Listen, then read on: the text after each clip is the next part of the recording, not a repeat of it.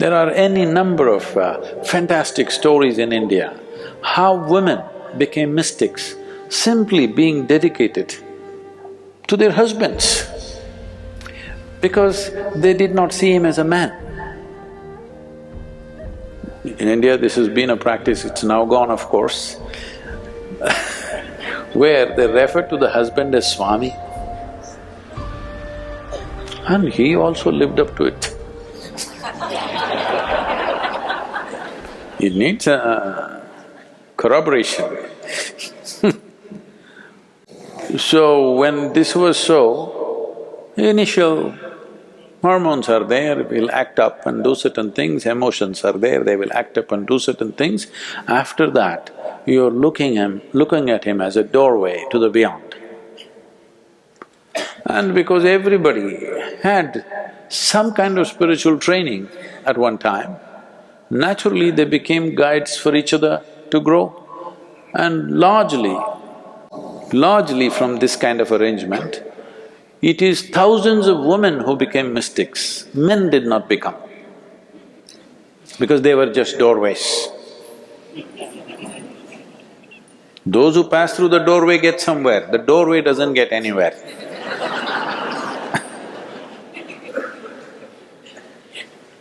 The doorway is there only, people come and go, isn't it? There are so many fantastic examples in India, how women became mystics simply because of unidirectional emotion. Simply one, did not even, alter for a moment. See, because of this nature of this education that you've been through, you believe you can focus your mind on something, but you cannot, isn't it? Hello? Yes. Can you keep your mind focused either on me or your husband or your wife or your children or your God or whatever, or even on your business or money? Can you keep your mind totally focused for 24 hours? Hello? No. So, this is the nature of your intellect right now. So if you want to train this intellect that it can stay like this for long periods of time, that's fantastic, that'll need lots of work. But your emotion is capable of like that. There have been times in your life when you're emotionally very strong with somebody, 24 hours, only that, isn't it so? Has it happened or no? So you're more emotionally competent than intellectually competent. I'm just trying to put it gently across to you.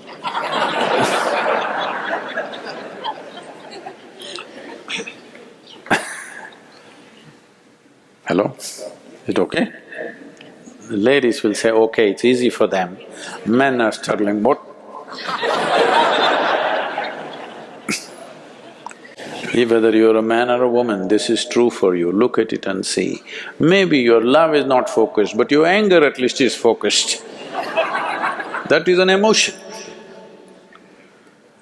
If you look at the temperature or the intensity, how many moments of your life have you known that kind of thought which is burning hot intensity? But you've seen such emotions, isn't it? Hello?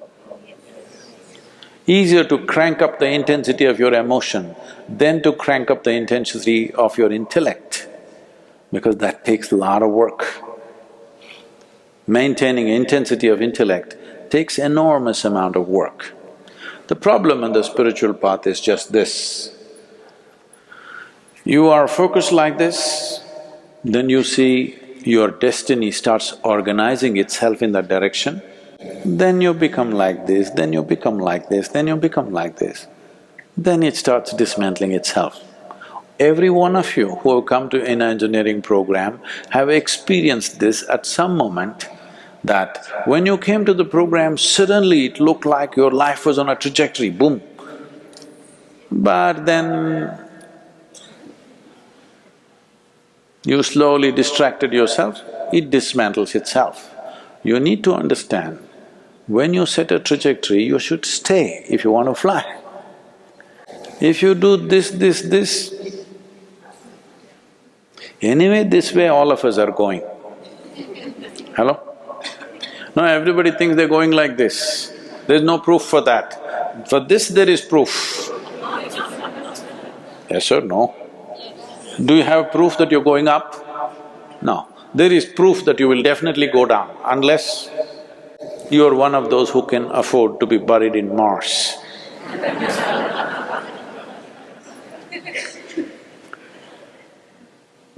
No, the planet needs you. Even if you're not useful when you're alive, when you're dead, planet likes you. Yes, really, Mother Earth wants to get you back. Please don't deny her that. When we talk about devotion being the way, people think devotion means going to the temple, going to church or mosque. People think devotion means religion.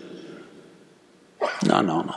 Devotion means you're organizing your emotion in such a way that it works for you, absolutely. Because it is only in emotion, it is only in moments of emotion have you touched the sweetest part of who you are, isn't it so? Hello? Have you intellectually touched that? Very few in the world, believe me. Very few in the world intellectually touch a sweet spot. Most of you have touched the sweet spot of your life only in emotion, isn't it? Huh? Most beautiful moments of your life are moments of emotion, isn't it? Well, it might not have lasted, that's another problem. That may be lack of management. You're not able to manage the situation the way you want because your emotions, your subjectivity is enslaved to the objectivity of the world. And I want you to understand, nobody in this world ever manages their objective world absolutely. We can manage it to some extent. Sometimes it works for us, sometimes it doesn't work for us. Isn't it so? Hello? Sometimes it works for us, we want it to work for us, but not always it works for us. But our subjectivity should work for us, always, because this is ours. These people may work for you sometimes they'll turn against you, sometimes they'll ignore you. Is this so? Even if you are having a grand love affair? Hello? Even if you're having a grand love affair, sometimes they're wonderful to you, sometimes they ignore you, sometimes they trouble you seriously. Yes or no? Huh? So, devotion means organizing your subjectivity in such a way the emotional dimension of who you are is always for you, never against you. For this, you need to hitch it there and live it. Destiny is fixed. I must have told you this story. An old yogi came to Velangiri Hills. Velangiri Hills means it's at the foothills of Velangiri that Isha Yoga Center is. It's a hard climb, about 5,800 feet, but steep climb.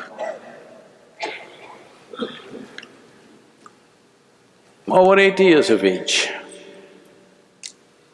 Slowly he was wanting to climb the hill to go up because there is a sacred space up there. The shopkeepers who were sitting there, the idiots never went up the mountain, they sit at the foothills and do business. So they are selling this and that, some eatables and bidi, tobacco and this kind of stuff. Sitting there smoking, they look at this yogi and say, "Hey, old man, do you know how high this hill is? Even we have not gone there. You think you, old coot, can go up this mountain?" The yogi looked at them and said, and smiled and said, "See, I have already put my heart up there. The rest of the body anyway will follow, you don't worry about me. My heart is up there already, I will anyway go. Where your heart is, anyway you will go there, isn't it? Huh? So this is what using your emotion to handle your subjectivity means, that you fix your heart there, no change about it, it's already there. If you look this way, if you look that way, do whatever, this just keeps pulling you in the same direction.